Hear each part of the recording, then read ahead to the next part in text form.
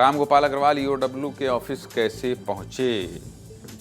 छत्तीसगढ़ के कोयला levy scam से जुड़ी बहुत बड़ी खबर सामने आई है। कांग्रेस के पूर्व कोषाध्यक्ष रामगोपाल अग्रवाल को हिरासत में ले लिया गया है और ईओडब्ल्यू उनसे पूछताछ कर रही है, जिसके बाद 3 सालों से गायब चल रहे रामगोपाल अग्रवाल एक बार फिर सुर्खियों में आ गए और ये कार्रवाई घोटालों की जांच में बहुत बड़ी कड़ी मानी जा रही है। मामला हाई प्रोफाइल चेहरे से जुड़ा है, प्रदेश के चर्चित घोटालों से जुड़ा है, इसलिए सब कुछ विस्तार से बताना जरूरी है। सबसे पहले रामगोपाल अग्रवाल कौन है ये जान लीजिए।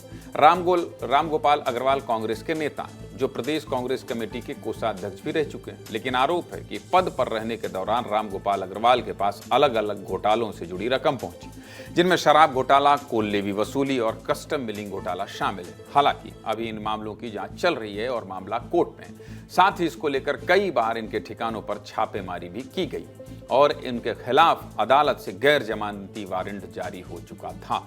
दूसरी तरफ जांच एजेंसियों के दबाव के बीच रामगोपाल अग्रवाल पिछले 3 सालों से फरार थे और तब से वो ना तो पार्टी की बैठकों में नजर आए और ना ही किसी सार्वजनिक कार्यक्रम में शामिल हुए। लेकिन इसी बीच आज दोपहर में रामगोपाल अग्रवाल ईओडब्ल्यू के ऑफिस पहुंचे, जहां उन्हें हिरासत में ले लिया गया और अधिकारियों की टीम उनसे पूछताछ कर रही है, जिसमें कोयला लेवी वसूली में उनकी भूमिका, संबंधित व्यक्तियों से संपर्क, पैसों की लेन देन से जुड़ी जानकारी जुटाई जा रही है। इसके अलावा रामगोपाल अग्रवाल से शराब घोटाला और कस्टम मिलिंग मामले में भी पूछताछ की जाएगी और जांच के दौरान सामने आए दस्तावेजों और डिजिटल सबूतों के आधार पर जवाब तलब किया जाएगा। पूरी घटना से जुड़ी हमारे सहयोगी अभिषेक तिवारी की एक रिपोर्ट आपको दिखा देता हूं, फिर आगे बात करूंगा। देखिए,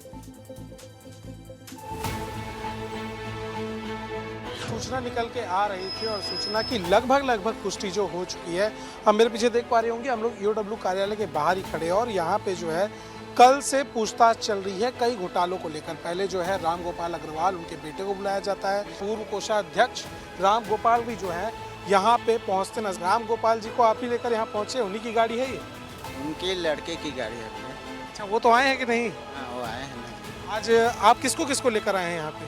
दोनों को, उसके लड़के को और रामगोपाल जी। तो जो एक गाड़ी दिखाई दे रही है उन्हीं की गाड़ी है, इसी में दोनों यहाँ पहुंचे और दोनों से अंदर पूछताछ चल रही है। कोल लेवी घोटाला हो गया, शराब घोटाला हो गया, कस्टम मिलिंग घोटाला हो गया, इस तरह के कई घोटालों में जो है उन पर कई आरोप लगे हैं। जहां चार्जशीट में ये बात कही गई कि जो पैसा उस समय आ रहा था सिंडिकेट के जरिए, वो पहले जाता था इनके पास, फिर वहां से डिस्ट्रीब्यूशन का काम होता था, इसलिए पूछताछ की जा रही है। अब ईओडब्ल्यू किस आधार पर पूछताछ करने वाली है और कौन कौन से मामलों की जानकारी जुटाने वाली है, आपको ये बता देता हूं। ईओडब्ल्यू ने सूर्यकांत तिवारी के पास से डायरी जब्त की थी, जिसमें कांग्रेस भवन के नाम पर करोड़ों रुपए की एंट्री मिली थी और अब तक की जांच में पता चला है कि ये पैसे कांग्रेस भवन में रामगोपाल अग्रवाल ने ही लिए थे। ऐसे में पैसा पहुंचाने वाले लोग कौन हैं, इन पैसों का इस्तेमाल कहां हुआ और ये पैसा कहां से आया, इसको लेकर पूछताछ की जा रही है। इसके अलावा शराब घोटाला मामले को लेकर भी जानकारी सामने आई, जिसमें ईओडब्ल्यू ने बताया है कि अनवर ढेवर और उसके लोगों ने करोड़ों रुपए कांग्रेस भवन में रामगोपाल अग्रवाल तक पहुंचाए थे और कस्टम मिलिंग से जुड़े मामले में रोशन चंद्राकर नाम के व्यक्ति ने रामगोपाल अग्रवाल तक पैसे पहुंचाए थे। इसी सिलसिले में रामगोपाल अग्रवाल के बेटे वैभव अग्रवाल को भी ईओडब्ल्यू ऑफिस बुलाया गया था और 2 दिनों तक वैभव अग्रवाल से लंबी पूछताछ की गई। वैभव से पहली बार 7 जुलाई को देर रात तक पूछताछ की गई, फिर दोबारा 8 जुलाई को भी पूछताछ की गई। इस कार्रवाई को लेकर क्या कह रहे हैं डिप्टी सीएम विजय शर्मा, सुन लीजिए। अब ईओडब्ल्यू, ईडी, ये सारी संस्थाएं काम कर रही हैं और ईओडब्ल्यू के पास ये प्रकरण तो पुराना है, शायद उस पर किया हुआ होगा। मैं तो ये सोचता हूं कि जिनको भी जिस बारे में जो जानकारी हो वो शीघ्र जा करके नियत संस्थाओं को बता देनी चाहिए ताकि काम आगे बढ़े। दूसरी तरफ कांग्रेस का कहना है कि यह मामला कोर्ट से जुड़ा है और कोर्ट अपना काम कर रही है। क्या कह रहे हैं पूर्व मंत्री शिव डहरिया, सुनिए। देखिए, न्यायालयीन मामला है और न्यायालय अपना काम कर रही है। देखिए, न्यायालयीन मामला है और न्यायालय अपना काम कर रही है। तो कुल मिलाकर न्यायालय में प्रकरण है, पूछताछ अभी भी जारी है। नहीं, मेरे साथ 2 सहयोगी जुड़ रहे हैं। ईओडब्ल्यू के ऑफिस से सीधे अभिषेक तिवारी जुड़ रहे हैं और मृगेन पांडे न्यूज रूम से जुड़ रहे हैं। सबसे पहले अभिषेक का रुख कर लेते हैं। अभिषेक, ये बताइए कि अभी स्थिति क्या है? रामगोपाल क्या दफ्तर में ही है? क्या उनसे पूछताछ अभी भी चल रही है? अंदर से क्या खबर छन कर निकल कर सामने आ रही है?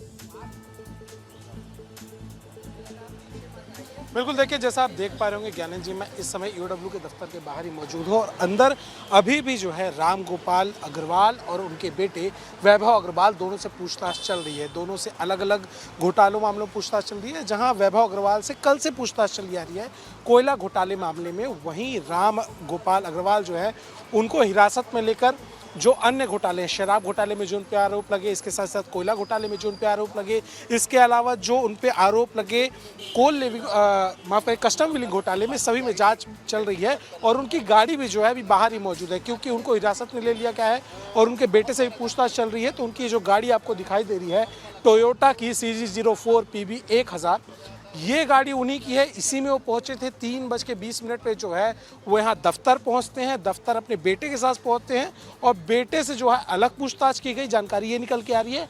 वहीं पे जो राम गोपाल अग्रवाल है उनसे अलग पूछताछ की गई और जानकारी ये भी है कि वो जब अंदर गए, अंदर जाते साथ सबसे पहले जो ईओडब्ल्यू के डायरेक्टर है, इसके अलावा जो रायपुर रेंज के आईजी हैं अमरेश मिश्रा, उन्होंने उससे पूछताछ की। इसके बाद जो है अन्य अधिकारियों ने अलग अलग घोटालों में, सबसे पहले शराब घोटाले में पूछताछ हुई, फिर कोल लेवी घोटाले में पूछताछ हुई, उसके बाद जो है कस्टम मिलिंग मामले में भी जो पूछताछ है वो उनसे की जा रही है और अभी भी ये पूछताछ जारी है।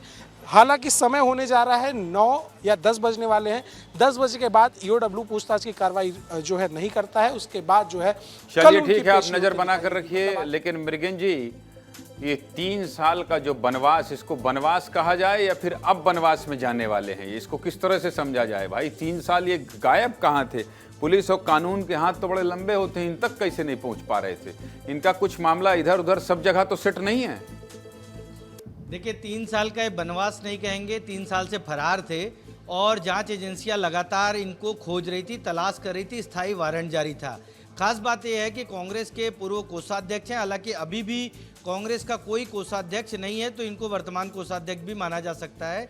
और जांच एजेंसियों ने जो दस्तावेज दिए हैं, जो डॉक्यूमेंट दिए, उसमें साफ तौर पे बताया कि घोटाले का पैसा कांग्रेस भवन पहुंचता था, राजीव भवन पहुंचता था। ये बहुत गंभीर बात होती है और इनकी तलाश 3 साल से थी। आप समझ सकते हैं कि किसी पहले व्यक्ति हैं जिनकी तलाश 3 साल चली इन्हीं सब मामलों में। शराब घोटाले में मंत्री, पूर्व मंत्री रहे, कवासी लखमा 2 साल तक जेल में रहे और तमाम बड़े लोग, अधिकारी, नेता सभी जेल में रहे, लेकिन ये 3 साल तक फरार रहे। आज पहुंचे हैं, अचानक पहुंचे। उसके पीछे भी बताया जा रहा है कि ईओडब्ल्यू ने पूरी तरह दबाव बना दिया था, जांच एजेंसियां पूरी तरह दबाव बना दी थी, तब जो है राम गोपाल अग्रवाल पहुंचे हैं। इनकी बीच में चर्चा थी कि ये विदेश भाग गए हैं, विदेश में रह रहे हैं, लेकिन अब जो है ईओडब्ल्यू ऑफिस में पहुंचे हैं और इनसे जांच की जा रही। खास बात यह है, कांग्रेस सरकार में जो तमाम घोटाले थे, चाहे वो शराब घोटाला हो, कोल लेवी घोटाला हो या कस्टम मिलिंग घोटाला हो, सब में इनका नाम है। मतलब आप समझिए कि जो सबसे बड़े मास्टरमाइंड के रूप में इनका नाम आ रहा है और भी अधिकारियों के नाम आ रहे हैं, लेकिन ये पकड़े गए हैं। कोष वाला मामला है, कोष जहां जुड़ जाए, जहां रुपयों का लेन देन जुड़ जाए, वहां तो इस तरह के नाम सामने आते हैं। बहुत बहुत धन्यवाद अभिषेक आपका भी और मृगेन जी आप।